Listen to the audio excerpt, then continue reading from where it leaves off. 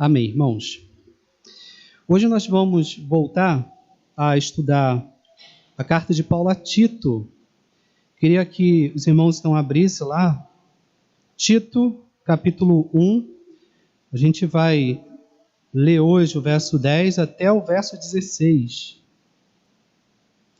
E a gente vai trazer aqui algumas reflexões e algumas coisas que eu tenho visto também no nosso tempo, que a gente pode aprender. Ok? Então, Tito 1, do 10 ao 16, diz assim: Porque existem muitos insubordinados, palradores, frívolos e enganadores, especialmente os da circuncisão. É preciso fazê-los calar, porque andam pervertendo casas inteiras, ensinando o que não devem, por torpe ganância. Foi mesmo dentre eles um seu profeta que disse: cretenses sempre mentirosos, feras terríveis, ventres preguiçosos. Tal testemunho é exato. Portanto, repreende-os severamente para que sejam sadios na fé e não se ocupem com fábulas judaicas nem com mandamentos de homens desviados da verdade.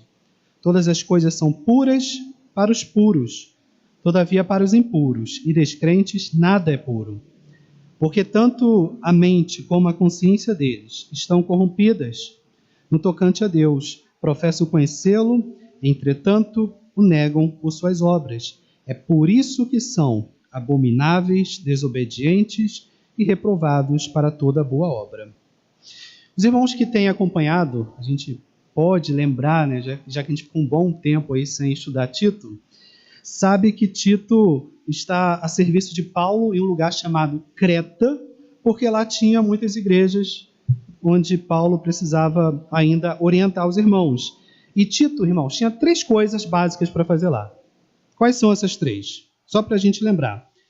Instituir novos pastores naquelas igrejas, fazer calar os falsos mestres, e a gente vai ver aqui como que é isso, fazer calar, e unir, ou seja, equilibrar a teoria com a prática que estava separado naquela igreja. Algumas pessoas eram mais da teoria e outras eram mais da prática, e Paulo queria que aqueles irmãos unissem essas duas coisas. Esse é o resumo. Okay? E enquanto nos versos 5 a 9, Paulo orientou sobre a ordenação de novos pastores, verdadeiros pastores, falando inclusive sobre as qualidades desses pastores, no texto de hoje, do verso de 10 a 16, Paulo vai traçar algumas características dos falsos mestres. A gente aqui já estudou bastante na carta de Judas, então a gente não vai se aprofundar muita coisa, porque a gente já viu, mas o que a gente vai ver aqui são coisas importantes dessa carta aqui. E é o que eu queria refletir, irmãos, hoje, logo no início, antes de a gente entrar nos versos, é a respeito de muitas pessoas atualmente, sobretudo na rede social, não sei quem acompanha mais rede social, quem está mais por dentro das coisas que têm acontecido aí, a gente tem visto muito daquilo que nós chamamos de assassinato de reputação. Veja, a gente vai ver aqui que o apóstolo Paulo, de alguma forma, ele indica como se deve falar dos falsos profetas e dos falsos mestres. Só que o que a gente tem visto hoje talvez esteja um pouco distante do que Paulo coloca aqui na Bíblia. Porque a gente tem visto o seguinte: imagina, um determinado pregador, ele prega 10 mensagens, ok? E aí alguém fica lá no Facebook e procura 5 minutos dessas 10 mensagens e fala que achei o erro. E aí começa lá a botar o herege do ano, fulano que fala isso aqui. E aí começa a ter as disputas e tal. E aí as pessoas começam a intitular falsos profetas pessoas que às vezes não são. E aí a gente acaba vendo esse tipo de assassinato de reputação. E eu coloquei aqui o seguinte: é um número gigantesco de jovens e adultos numa meia-idade que agem, irmãos, sem um pingo de misericórdia, sem um pingo de compaixão, estão sempre atrás das telas e dos celulares falando um monte de coisa, machucando muita gente. É impressionante como que a gente atrás de um celular, A gente, às vezes, parece que é outra pessoa. Não sei se os irmãos têm essa impressão também. Quando a gente está presente, a gente é uma pessoa. Quando está no celular, a gente parece que tem outra identidade. Não é? Eu ouvi essa semana alguém falar exatamente isso. Olha, fulano dentro de casa não abre a boca. Quando está na rede social, parece que é outra pessoa. Parece que é uma pessoa extrovertida, uma pessoa alegre, uma pessoa feliz. Aí quando você olha para a pessoa no olho, está lá rabugento. Não fala com você, não se relaciona. Agora botou um celular na frente, parece que o sorriso abre, a alegria vem, parece que tudo muda. Não é? Então, assim, são situações meio esquisitas do nosso tempo, onde essa tecnologia tem trazido uma espécie de esquizofrenia, né, nas pessoas. E agora, voltando, né, veja como é que a Bíblia trata essa questão. Umas poucas vezes, de forma inspirada, Paulo e outros também, escritores bíblicos, citaram nomes de falsos profetas. Himeneu, Alexandre, e aí Paulo vai citando, né, os escritores vão citando. Mas olha só que interessante, e eu já adianto aqui o verso 13 do que nós lemos aqui. Olha o que Paulo diz: repreende-o severamente, para que sejam sadios na fé. Esse que é o ponto principal. Paulo fala assim, olha, bate firme, mas objetiva a salvação deles. Eu acho que é nesse ponto que muita gente está errando, talvez até a gente esteja errando. Porque uma coisa é Paulo chegar e falar isso aqui, olha, eu vou falar dos falsos mestres, dos falsos profetas, vocês devem repreender severamente, mas nunca se esqueçam de repreender tendo o objetivo de que eles sejam sadios na fé depois. Nunca diga que ele é um falso profeta e por isso já está condenado ao inferno. Você não sabe se daqui a pouco ele vai ser convertido. Por isso que Paulo fala, repreende-o, mas cuidado. Busque que ele seja sadio na fé. Esse é o ponto principal de reflexão que quero levantar aqui no início. E expandir já para qualquer cristão que a gente conheça, que ande em pecado e logo pensamos que está condenado. Eu estou falando aqui dos falsos profetas, mas pense aí no cristão que você conhece, que pratica alguns pecados, que você acha assim, é impossível que essa pessoa vá parar de pecar desse jeito. E às vezes a gente até pensa dessa forma, olha, está repreendido, né? Já está condenado. E eu vou enumerar aqui algumas questões que vão nos ajudar a agir corretamente com aqueles que pregam o evangelho de forma errada, ou aqueles que andam uma vida errada, como a gente viu aqui agora, e como que a gente deve lidar com essas questões. Veja, número 1, devemos analisar a nossa motivação ao repreender o outro. Isso é importantíssimo. Muitas vezes, a nossa motivação pode não ser boa. Pode ser apenas como uma forma de saber detalhadamente da vida do outro. O nosso coração, ele é mau. A gente às vezes não conhece de fato o nosso coração. Então, quando Paulo ele vai falar dessas questões aqui de repreende severamente, a gente tem que analisar até a motivação quando a gente vai repreender alguém, porque às vezes a gente vai repreender mais para saber da vida do outro, pode ser para se engrandecer, olha, eu não sou igual a você, no coração, você caiu aí, você errou aí, eu sou mais santo que você. Então, antes de mais nada, devemos olhar o nosso coração e ver se de fato há pureza no desejo da repreensão, no desejo da correção do outro. 2, Tiago vai dizer que a misericórdia triunfa sobre o juízo. Então, pode ser assim, o maior pecador que a gente possa conhecer, mas a ordenança bíblica é para que a gente exerça compaixão.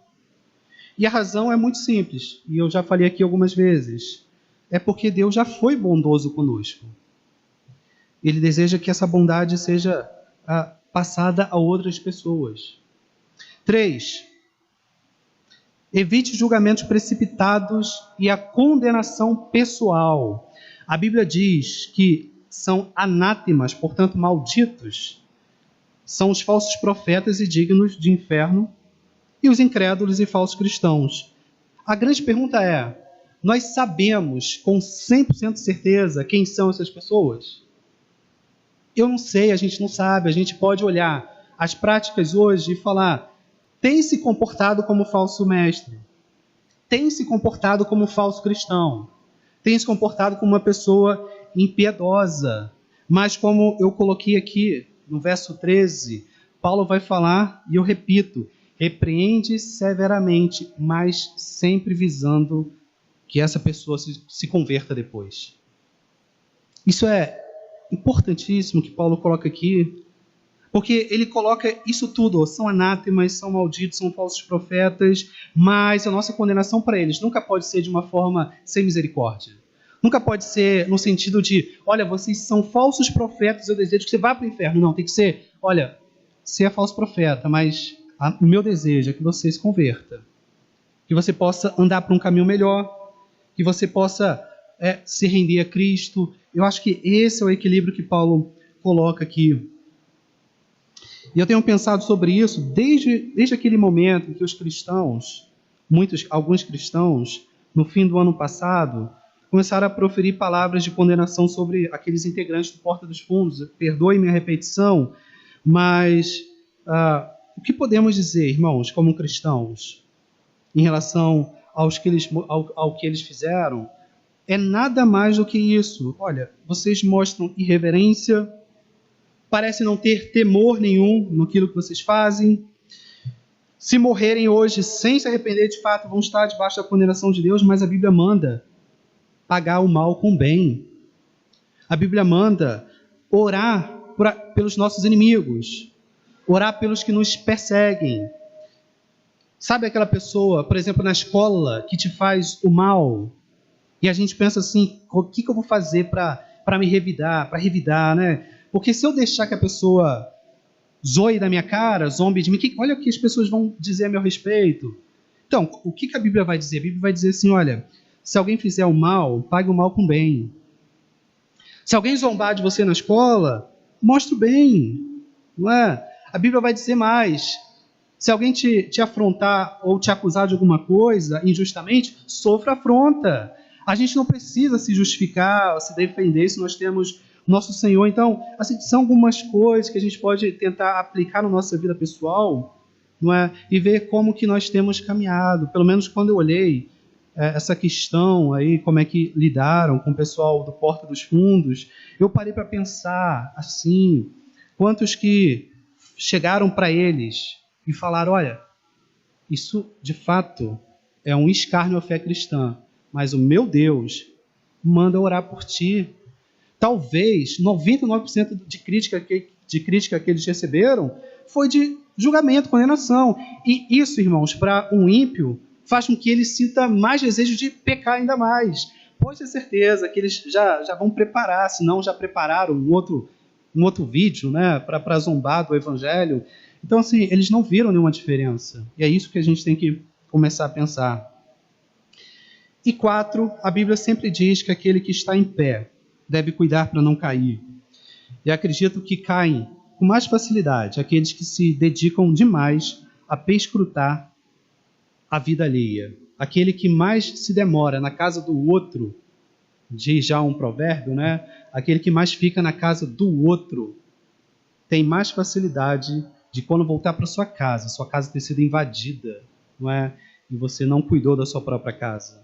Então é nesse sentido, aquele que está em pé, cuide para que não caia. Muitas vezes a gente está lá, né, naquela ânsia de condenar os falsos profetas, os falsos cristãos, ficar na vida alheia, e Jesus fala, olha, cuide da sua vida, cuidado para que você não caia. Olha, o que parece que está por trás de muitas dessas questões não é uma vida piedosa, um coração piedoso, mas alguém que já se esqueceu de cuidar de si, né, e pode se tornar presa fácil para quedas depois. E por fim, aqui o quinto ponto, finalmente, existe um único momento onde a Bíblia aprova que entreguemos a alma de alguém a Satanás. Olha só. é quando Paulo vai tratar de um problema grave de imoralidade na igreja de Corinto. Isso está lá em 1 Coríntios 5, do 1 ao 5, que vai dizer assim, olha só qual é o momento, irmãos, que a gente pode fazer isso. Geralmente, se ouve que há entre vós imoralidade tal como nem mesmo entre os gentios. Isto é, haver quem se atreva a possuir a mulher do seu próprio pai. E contudo andais vós ensoberbecidos, e não chegastes a lamentar, para que fosse tirado do vosso meio quem tamanho ultraje praticou. Eu, na verdade, ainda que ausente em pessoa, mas presente em espírito, já sentenciei como se estivesse presente, que o autor de tal infâmia seja, em nome de Jesus, reunidos, vós e o meu espírito, com o poder de Jesus, nosso Senhor, entregue a Satanás para a destruição da carne, a fim de que o espírito seja salvo no dia do Senhor. E no verso 13, Paulo encerra assim, os de fora, porém, Deus os julgará. Expulsai, pois, de entre vós o malfeitor. Olha que interessante, irmãos. Na carta de Tito, Paulo vai dizer, repreende-o, mas busque a salvação dele. Aqui, Paulo vai dizer, expulse, entregue o corpo a Satanás, mas para que a alma seja salva.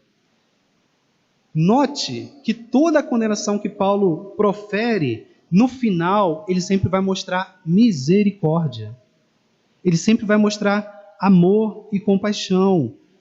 E no final ele fala, olha, os de fora, deixa com Deus. Agora, os de dentro, expulsai o malfeitor. E olha o contexto, né? Pessoas que se comportavam, ele fala, né, pior do que os gentios. Imoralidade, relacionamento entre familiares. E aí Paulo vai mostrar qual é o contexto, mas o contexto importante é esse. Ele sempre vai trazer essa ideia de, depois de um julgamento que deve ser feito, que tenha misericórdia.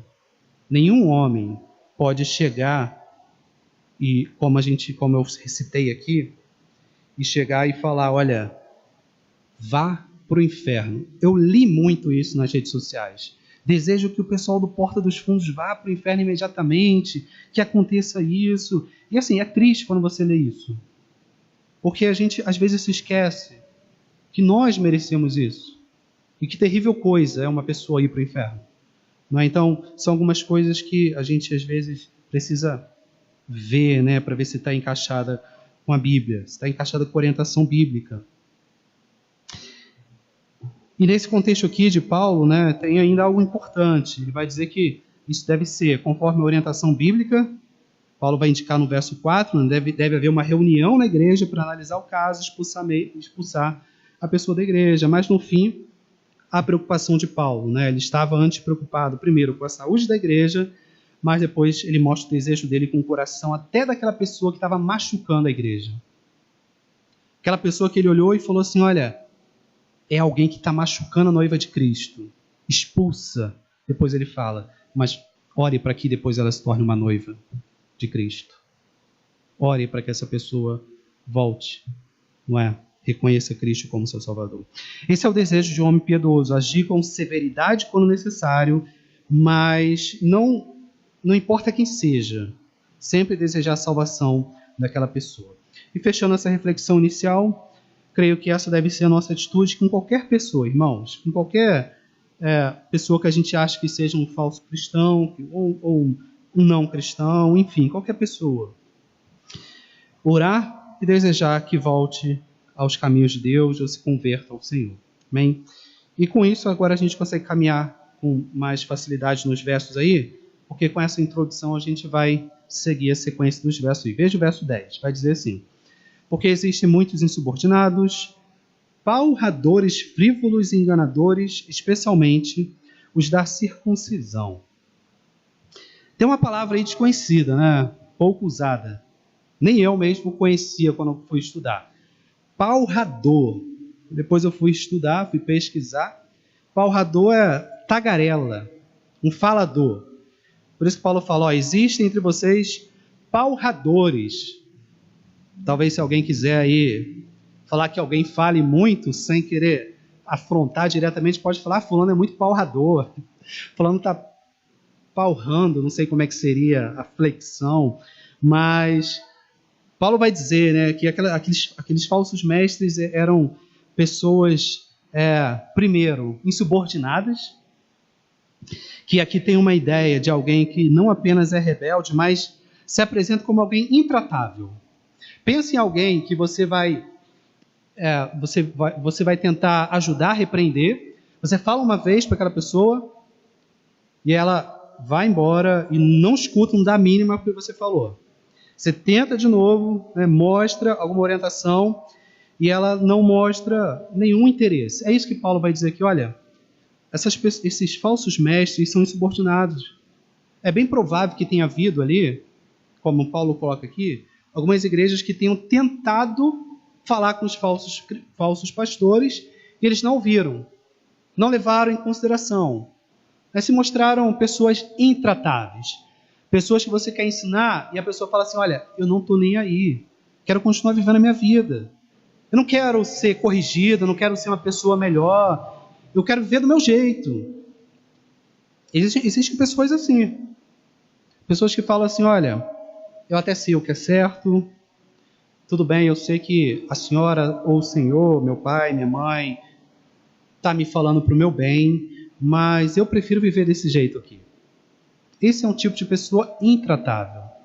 Pessoa que o outro está tentando orientar e a pessoa fala, olha, eu prefiro seguir o meu caminho. Eu prefiro seguir do meu jeito. Eu acho que uma das piores palavras que a gente pode pronunciar são essas. Eu prefiro seguir do meu jeito. Porque o nosso jeito é sempre o pior. Sempre é o pior. Então, Paulo vai dizer, né? São pastores insubordinados, né? Não aceitam se submeter à disciplina da igreja. Talvez, como eu falei, né? Tinha tido alguns casos aí, alguns casos de tentativa de disciplina e eles negaram.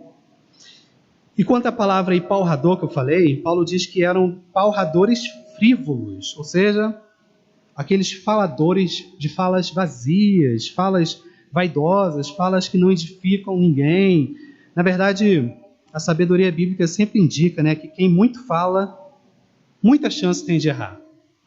Se você quer conhecer alguém que tem mais facilidade de errar, né, de pecar, procure alguém que fale muito.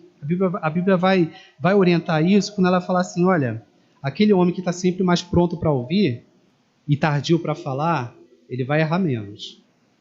Aquele que fala pouco, erra pouco.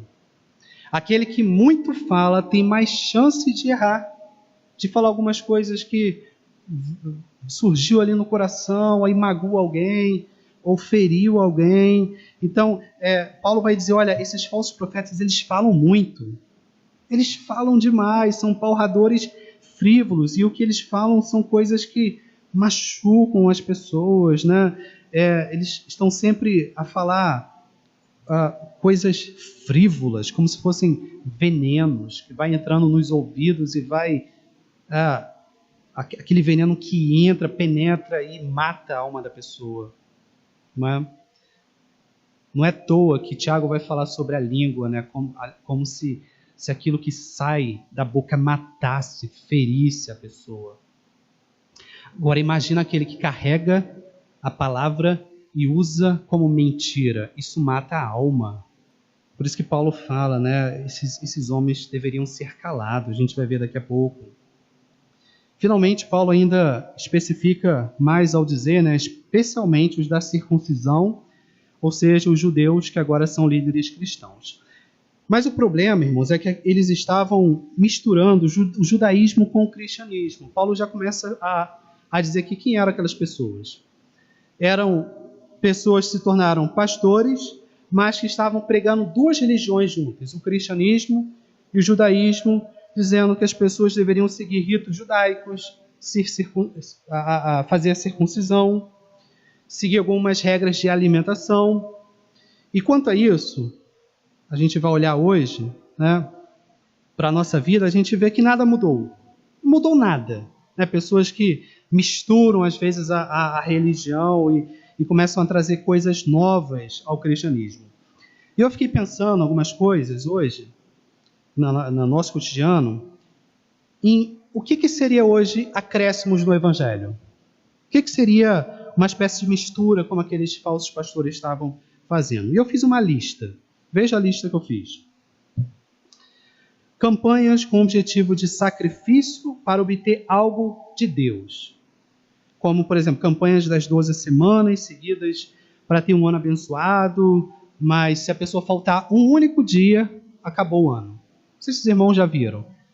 Algum tipo de campanha assim. Tem que vir 3 semanas ou 7 semanas de Daniel. Se você faltar um dia, você tem um ano amaldiçoado. E essas coisas, elas vêm como acréscimos. E quando vem como acréscimo, se torna outro evangelho. 2, objetos ungidos, tipo a vassoura ungida. Não sei se eu contei aqui para os irmãos o caso da vassoura ungida. Eu contei? Não? Então, foi lá em São Gonçalo, andando numa praça, aí de repente eu vejo um monte de gente com vassoura na praça. E eu penso, olha, pessoal, boa consciência, vai varrer a praça, vai cuidar da cidade, algo muito bom. Aí quando você fica sabendo, é a campanha da vassoura ungida. Leve a vassoura para casa e varra todo o encosto da sua casa. Aí você fica pensando, pô, você ainda tenta dar uma chance, né? Os cristãos vão limpar a cidade. Mas não. É a campanha da vassoura ungida para limpar a casa, sabonete ungido para tirar o mal olhado, toalha ungida para enxugar todas as lágrimas do sofrimento, água benta de Israel para curar qualquer coisa, né? E aí eles colocam, tem que ter fé. Aí se você não for curado, o que eles falam? A culpa é sua, você não teve fé. Eles tiram a culpa deles. Eles falam, olha, fazer o quê? Você não teve fé, não foi curado. A Bíblia fala, tua fé te salvou. Se você não foi curado, você não teve fé. E aí eles acabam colocando um peso maior na vida da pessoa. A pessoa acreditou numa coisa, depois ela sai, pior ainda, sai dizendo assim, poxa, eu realmente sou uma pessoa miserável, nem fé eu tive para isso. E aí destrói a vida da pessoa. E tudo isso aqui com preço altíssimo, né? Enfim, essas coisas são acréscimos ao Evangelho. E o triste é constatar, irmãos, como a Bíblia diz, né, que qualquer acréscimo torna esse Evangelho um outro Evangelho, um Evangelho falso. Olha só que perigo. A Bíblia vai dizer assim, ainda que seja 99% de Evangelho verdadeiro, se tiver 1% de acréscimo, 100% é falso. Paulo vai dizer, né, ainda que venha um anjo do céu e pregue um evangelho que vá um pouco além. E às vezes a gente nem para perceber o que Paulo fala. Ele não fala um evangelho completamente diferente. Paulo vai falar assim, olha, eles podem vir pregando o mesmo evangelho, mas que vai um pouquinho além. Considere anátema, porque isso é um falso evangelho. Então, o ponto é importantíssimo. Nada adianta pregar 99% certo, mas esse 1% estraga tudo. Acaba se tornando um falso evangelho. É por isso que eu creio que podemos e devemos, com cuidado, zelo, sabedoria, sempre que tivermos amigos em igrejas que fazem essas coisas aqui, buscar conversar a fim de orientar, depois orar para que Deus conduza e faça a vontade dele. Não é para que a gente possa se compadecer dessas pessoas. Verso 11, Paulo vai falar, é preciso fazê-los calar, porque andam pervertendo casas inteiras, ensinando o que não devem por torpe ganância. Veja que Paulo aqui fala que é preciso fazer eles calarem.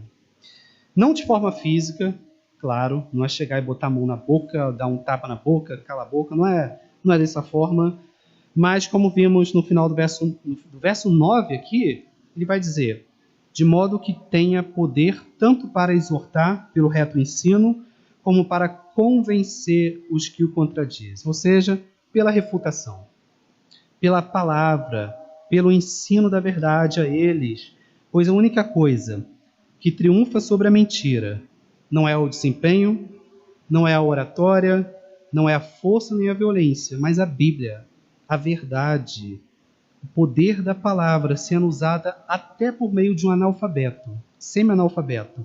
Ela tem poder, né, para vencer qualquer mentira. Irmãos, vejam por que Paulo disse que eles deviam ser calados. Porque andam pervertendo casas inteiras, ensinando o que não devem por torpe ganância. Eles estavam entrando nas casas de culto e ensinando mentira. Sabemos que os cultos eram nas casas, a gente já viu aqui, eles estavam lá, eles entravam lá, ensinando outro evangelho, como a necessidade da circuncisão, a observância da lei, de Moisés, enfim, como eu já disse aqui. E sobre essa ideia de entrar em várias casas, irmãos, para destruir família inteira, me vem à mente aqueles que hoje vão em igrejas para visitar apenas para tentar convencer alguém para ir para a igreja dela. Não sei se os irmãos já se depararam com isso. É o famoso caso de pescar em aquário alheio. Já ouviram essa expressão aqui? Eles entravam de casa em casa, né? Hoje pode ser aplicando entrar de igreja em igreja, para a gente ter um paralelo aí. Veja, é muito próximo dessa atitude deles aqui. E não parece ter uma atitude muito piedosa. Fica um alerta importante que eu queria deixar aqui para os nossos dias. Alerta para que a gente não cometa esse erro que a gente às vezes até comete sem perceber. Nós devemos evitar ao máximo chamar pessoas que estão firmadas em igrejas sérias, em igrejas cujo pastor é um homem de Deus, exceto no caso em que se tem aqui, quando a outra igreja parece ensinar um outro evangelho. Mas fora isso, é prudente e ético nunca chamar para vir, a não ser para uma visita simples, né? Mas nunca para passar para a nossa igreja. Às vezes as pessoas têm essa ideia, né? Poxa, a nossa igreja podia ser maior. Ah, tá vendo aquela pessoa lá que está na igreja tal? Vou chamar para vir para a nossa. Isso não é bíblico. Essa não é a orientação bíblica. Não é uma orientação piedosa. Não é... A orientação bíblica é quando estão sendo enganados. Aí sim você leva ao pleno conhecimento da verdade. Aí você orienta. Mas enquanto estão sendo alimentados, né, nós somos um único corpo. Que essas pessoas fiquem nas suas devidas igrejas. Então fica essa orientação, né, para que a gente nunca se esqueça disso. Agora, algo incrível, irmãos. Mais uma vez essa palavra aparece. Por torpe ganância. É impressionante, mas onde na Bíblia fala de falsos mestres, tem junto a palavra ganância. Onde tem falso mestre, a gente vai ver uma palavra relacionada com dinheiro. Assim, é impressionante. A gente viu isso em Judas, a gente vê isso aqui, a gente vê em Timóteo, a gente vê em todo o texto que vai falar de falso mestre. Paulo vai associar com dinheiro. Ou seja, o ensino deles não é visando o bem do outro, mas a sua riqueza. E é com tristeza que a gente constata isso, irmãos, porque temos hoje muita gente que olha para o Evangelho como se fosse fonte de lucro, fonte de riqueza. Essas coisas não são ruins, claro. Ninguém deve fazer votos de pobreza, chegar e falar assim, então, já que é difícil um rico entrar no céu, eu vou ser pobre. Já que um rico não é crente, eu vou passar fome. Não é isso. Não é? Mas talvez não seja um bom testemunho ser visto como, imagina, todo pastor é ladrão. Quando você ouve essas coisas. Não é? Todo cristão é enganado por pastores. Aí isso é falado, né? Esses canais de humores, por exemplo, eles falam isso direto, os não cristãos falam isso direto. E a gente pensa, por que eles falam isso? Infelizmente, porque a Bíblia já coloca, né? Todo falso profeta sempre vai estar associado com dinheiro. E aí acaba que os que tentam andar corretamente levam, né, esse título também. Agora imagina o constrangimento. Você querer fazer uma compra qualquer e depender de sua profissão para isso, na hora você fala assim, olha, eu sou pastor, né, para você comprar uma coisa, e a pessoa fala assim, então sinto muito, não vou mais vender para você, não vai dar certo. Então eu penso que isso deve ser uma coisa triste. Se a gente for atribuir a Deus algum sentimento, a gente poderia dizer, esse é o momento que Deus fica triste. Quando olha para a terra e vê que aquele título que deveria ser um título de uma pessoa que leva o povo de Deus, é usado para levar um povo de Deus para o céu, o outro olha e fala assim, você é digno de desconfiança. Eu acho que isso deve deixar Deus completamente triste, se a gente for atribuir a Deus sentimento. Mesmo que a gente não tenha culpa em alguns aspectos, mas como nós somos um corpo, irmãos, a gente sente, né, essa dor, a gente sente essa questão, e a gente só consegue dizer para Deus, né, que Ele nos perdoe, que Ele tenha compaixão de nós, que Ele nos ajude, que Ele nos dê força. Verso 12, Paulo vai dizer, foi mesmo dentre eles um seu profeta que disse, cretenses sempre mentirosos, feras terríveis, ventres preguiçosos. Aqui é uma parte interessante, irmãos. Naquela época, ninguém tinha pior fama do que os cretenses. Todo mundo. A reputação deles era péssima no mundo todo. Era pior lugar. E um comentarista conta que eles eram famosos como bêbados, insolentes, mentirosos, indignos de confiança alguma e glutões. Tão famosos eram os cretenses, olha só, que os gregos chegaram a criar um verbo cretizen, ou seja, que depois veio ser cretino. A gente conhece essa palavra, né? Cretino, que significava mentir ou enganar. Nome de uma cidade, ser cretense, já indica o que era essa cidade inteira, né? Sempre pronto a mentir e enganar. Então a reputação da cidade era péssima. Daí temos a palavra cretino hoje.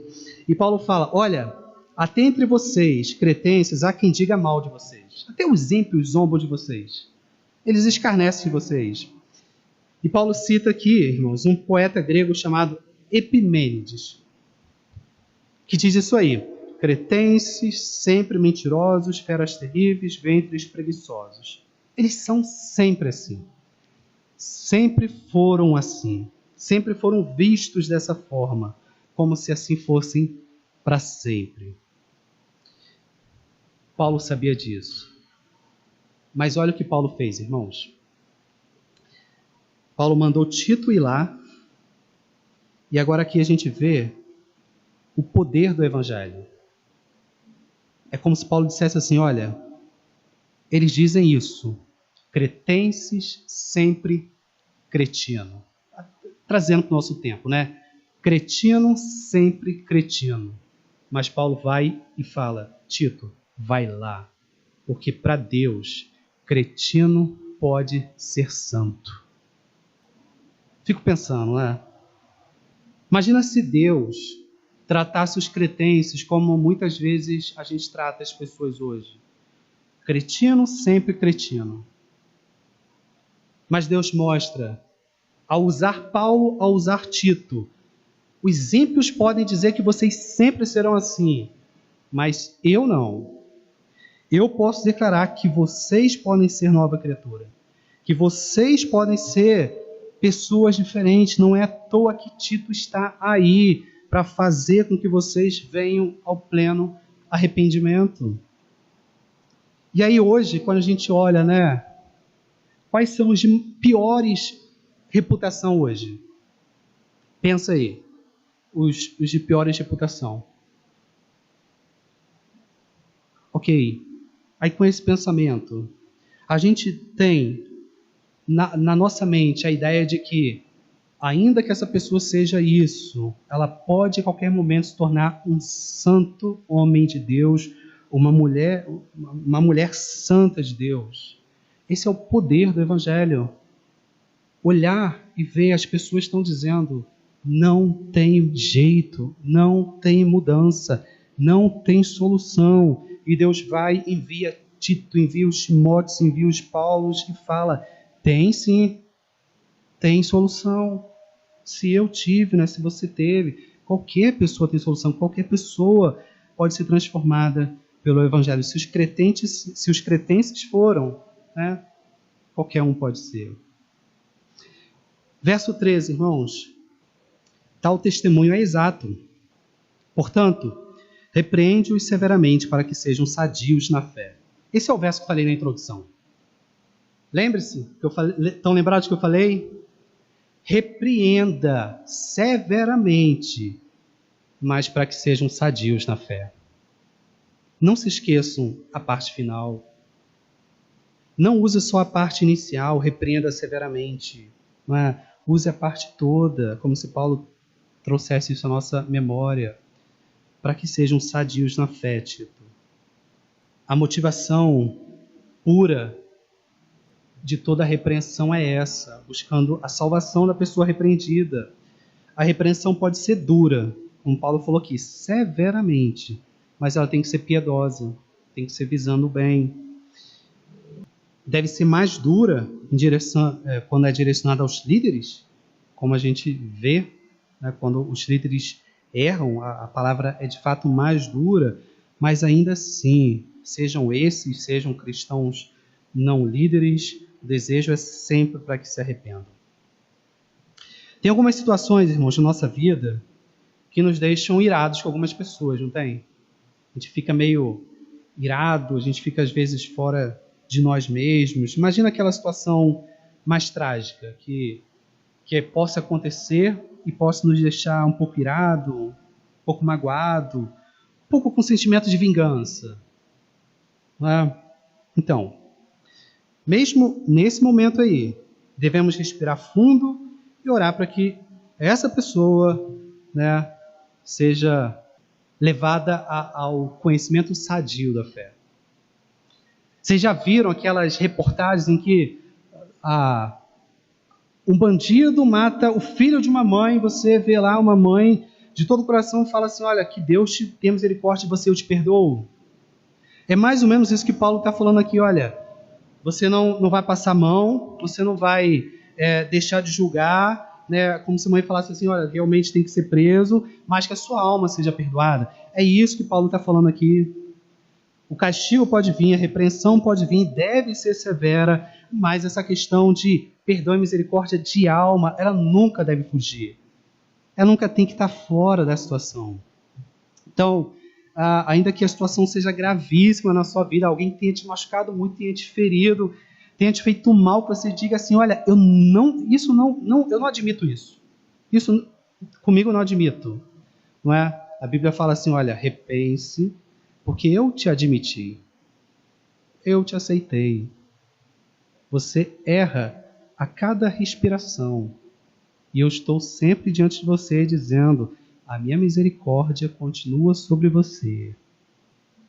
É impressionante quando a gente se depara com essas questões, né? Quando a gente fala assim, é difícil perdoar aquela pessoa, aí o nosso coração às vezes dá aquela palpitada como se o Espírito Santo falasse, mas Deus fez algo mais difícil ainda, que é perdoar você.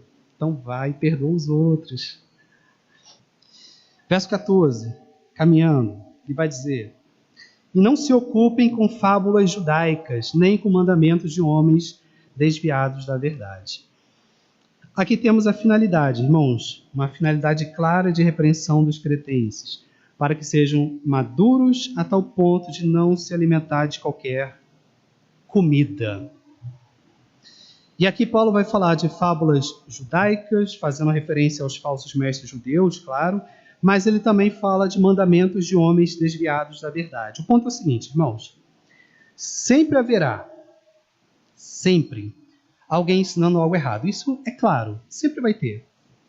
E sempre vai ter gente fraca também em sua posição, né, na sua fé, a ponto de ouvir e acreditar naquilo que é errado. Isso vai acontecer sempre. Isso é, assim, entre aspas, né, é normal no sentido de seres humanos serem levados, muitas vezes, ao engano, de pessoas... já está na Bíblia, né, de existirem falsos profetas. Isso é normal. E essa semana, eu estava conversando com um colega sobre algo chamado ecumenismo. Se alguém não sabe o que é ecumenismo, é quando você mistura as religiões, mistura as crenças. Você mistura o Testemunho de Jeová, com Mormon, Adventista do Sétimo Dia. Mas assim, o ecumenismo que a gente tem visto hoje é pior. São aqueles jovens que têm adotado, olha, o protestantismo, depois viram, eles pegam assim, um pedaço do protestante, nessa parte da teologia eu creio no que o protestante fala. Nessa parte aqui eu creio no que o anglicano fala. Nessa partezinha aqui da teologia eu prefiro um luterano. Nessa outra parte que eu prefiro um católico. Aí acaba juntando uma teologia meio que misturada, não é? Era mais ou menos o que estava acontecendo ali. Um cristão que pegou um pouquinho do judaísmo, começou a botar as leis de Moisés, botou algumas comidas que deveria seguir algum ritual, aí você mistura. Ali tinham duas, né? Cristianismo e judaísmo. Hoje tem muitas, tem todas essas que eu falei aqui. E as pessoas vivem bem assim, elas falam, agora encontrei a boa teologia. Porque eu pego o que há de bom aqui, o que há de bom aqui, aqui, junto tudo, e essa é minha teologia, não é? E começam a caminhar assim. E são essas pessoas, incrivelmente, né, que são mais fáceis de serem enganadas. Porque como ela não tem uma teologia fincada em um lugar, como as raízes dessas pessoas estão em vários lugares, não é? E pensemos que raízes em vários lugares elas estão mais esparramadas, não tem muita firmeza, fica muito mais fácil você derrubar, fica muito mais fácil você arrancar pela raiz. Então fica difícil, né, a pessoa ficar firme dessa forma. E veja, irmãos, uma coisa é a gente buscar boas pregações na internet. Eu mesmo faço isso todos os dias quando vou caminhar ao Lago das Rosas, como sempre.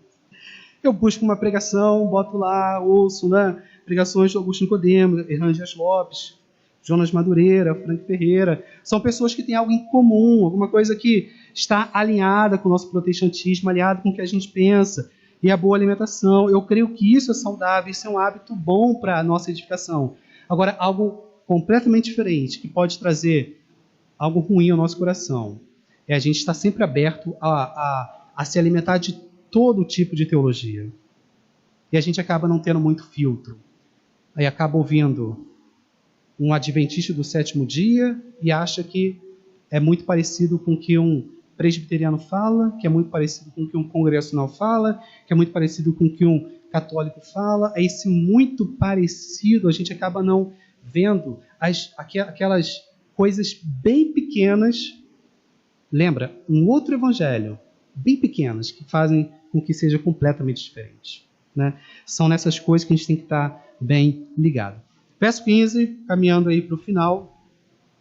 Todas as coisas são puras para os puros, todavia para os impuros e descrentes nada é puro, porque tanto a mente como a consciência deles estão corrompidas. Esse é um verso muito mal interpretado, irmãos, por alguns.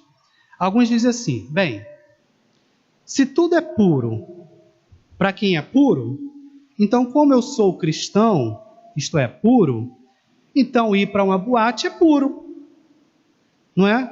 Se tudo é puro para quem é puro, se eu sou puro como cristão, eu posso assistir filmes pornográficos apenas como uma forma de ver arte, porque para mim vai ser pureza. As pessoas já falaram isso e falam, tudo é puro para o puro, mas não é esse o caso aqui, não é isso que Paulo está dizendo aqui. O contexto aqui de ensino de falsos mestres é o contexto do judaísmo. E o que falsos mestres judeus estavam trazendo, né? Eu já falei aqui. A questão dos alimentos impuros, alimentos puros e impuros. Né? Essa é a questão de Paulo aqui. Paulo diz assim, para o cristão não há comida impura. A palavra comida não está escrita aqui, mas a ideia é essa. Para o cristão verdadeiro não há comida impura. Ainda que o judeu venha colocar um peso sobre vocês, para o cristão não há. Não há comida contaminada. É puro para ele, porque ele é cristão, ele entendeu já a verdade. Mas, para o falso cristão, e aqui Paulo pega pesado, para aquele que fica no legalismo, dizendo que comer alguma coisa é impura, isso só mostra a impureza da vida deles. É isso que Paulo está dizendo aqui. E Paulo encerra falando isso, olha, porque tanto a mente como a consciência deles estão corrompidas. Nada mais sobra de limpo na consciência, na mente deles. É como se Paulo falasse assim: nada se aproveita desse tipo de gente. Eles serão pessoas legalistas, vendo impureza em tudo e colocando peso na vida dos outros. Irmãos, olha só, trazendo para o nosso contexto. Já notou alguém, aquela pessoa que parece legalista e começa a proibir um monte de coisa? Às vezes as pessoas falam assim: olha, o cristianismo é a religião da proibição. É o não pode isso, não pode aquilo, eu não posso fazer isso. Às vezes a pessoa é ensinada no evangelho do não pode, a pessoa fala: poxa, nada pode no evangelho, não posso fazer nada. Isso é uma espécie de legalismo, né? E esse não é um ensino da graça, não parece trazer muita graça. Porque o ensino da graça é assim: olha, nem tudo nessa vida vai edificar você. Você pode fazer todas as coisas. Você pode fazer todas as coisas. Só saiba que se caminhar por caminhos largos, as consequências virão. Não é? Tudo me é lícito, você pode. Agora, quando a Bíblia fala para você não ir por ali, não fazer isso, não é porque Deus fala assim: olha, não pode. É porque Deus fala assim: olha, eu te amo, não quero que você caia nisso e se entristeça. Esse é o evangelho da graça, que não coloca proibição, coloca orientação amorosa. Quando os pais falam às vezes para os filhos, né? Olha, não faça isso, não siga por esse caminho. Não é uma proibição por proibição. É um desejo amoroso de cuidado. Muitas vezes porque os pais tiveram uma caminhada, sabem, né, qual é a situação, qual é a realidade da situação e pode nos orientar. Essa é a questão do cristianismo. É por isso, irmãos, que o cristianismo não é a religião do não pode, da proibição, mas a religião da sabedoria da vida. A religião que traz a salvação, que ainda ensina a viver bem, né? Ensina a amar Deus pelo bondoso cuidado dele conosco, que nos mostra os caminhos espinhosos e nos indica o caminho da paz. Finalmente, verso 16, último verso, diz: no tocante a Deus, professam conhecê-lo, entretanto o negam por suas obras. É por isso que são abomináveis, desobedientes e reprovados para toda boa obra. Aqui Paulo apenas traz à memória, irmãos, aquilo que ele falou lá no início, nos primeiros versos, a separação da teoria com a prática. Eles professam conhecê-lo, mas vivem uma vida indigna do Evangelho, uma vida diferente. E hoje, irmãos, há muita gente que conhece bem o Evangelho, no sentido acadêmico. Temos muitos recursos, temos a internet, televisão, rádio, muitos livros, não é? Temos muitas pessoas que conhecem as confissões da igreja, os catecismos da igreja, leem muitos livros teológicos, não é? Mas muitas vezes esse estudo revela alguém vazio de Deus. Às vezes as pessoas se enchem tanto de teologia e não deixam essa teologia entrar no coração como uma doutrina que limpa o coração, que só pode sair coisas que parecem aos homens coisas impiedosas. É muita teologia, mas pouca piedade. É muita eloquência, mas pouca sabedoria. São muitos hoje que são doutores em divindade, mas também doutores em uma vida pecaminosa sem arrependimento. Não é? E tem outros que buscam confessar Deus na teologia apenas pelo orgulho do conhecimento. Existem até aqueles que estudam só para dizer, eu sei. Mas como Paulo encerra em seu texto, ele vai dizer, são abomináveis, desobedientes e reprovados para toda boa obra. Imagina, irmãos, alguém ser considerado por Deus como abominável. Se nós cremos que é Deus inspirando Paulo, Deus fala dessas pessoas que separam a teologia da prática, pessoas abomináveis. Reprovado para toda boa obra. É nesse momento que a gente sempre se lembra de sondar o nosso próprio coração diante de Deus.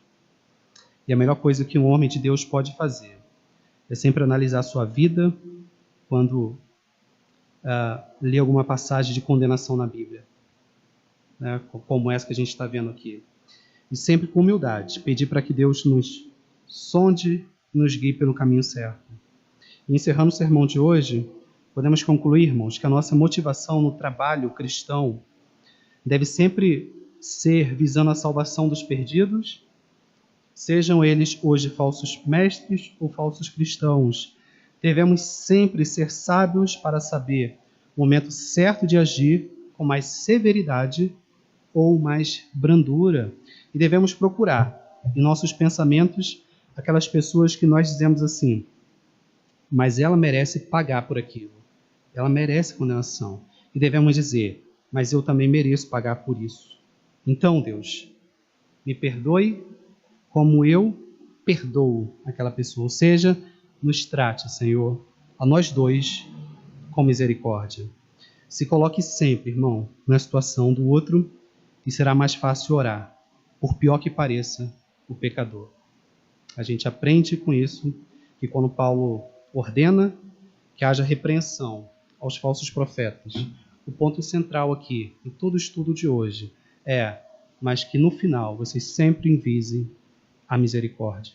A misericórdia triunfa sobre o juízo. Orem para que sejam levados ao pleno conhecimento da verdade. Que isso possa acontecer com as pessoas com quem nós nos relacionamos.